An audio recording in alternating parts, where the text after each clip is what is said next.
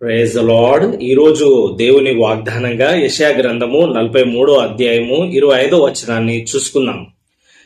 నేనే నా చిత్తానుసారంగా నీ అతిక్రమములను తుడిచివేయుచున్నాను, నేను నీ పాపములను జ్ఞాపకము చేసుకొనను.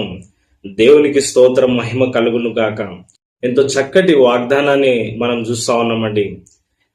నేనే నా చిత్తానుసారంగా నీ అతిక్రమములను క్షమించుచున్నాను, తుడిచివేయుచున్నాను, నేను నీ పాపములను జ్ఞాపకము చేసుకొనను. దేవునికి స్తోత్రం, మహిమ కలుగును గాక. పాపముల చేత పట్టబడ్డ వ్యక్తి ఆ పాప జ్ఞప్తితో కృంగిపోతా ఉన్నాడు.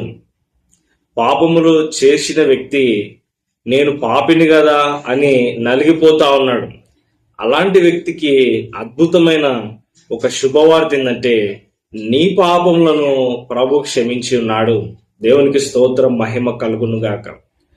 పాపము చేసే వ్యక్తి పాపము చేస్తూనే ఎందుకున్నాడంటే, తన మనస్సాక్షి తనను గద్దిస్తా ఉంది.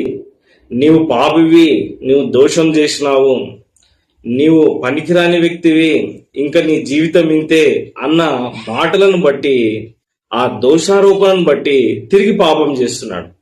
ఎప్పుడైతే దేవుడు మనిషిని క్షమిస్తా ఉన్నాడో, అతనికి తిరిగి నీతిగా జీవించే ఒక మంచి అవకాశము దొరుకుతా ఉంది.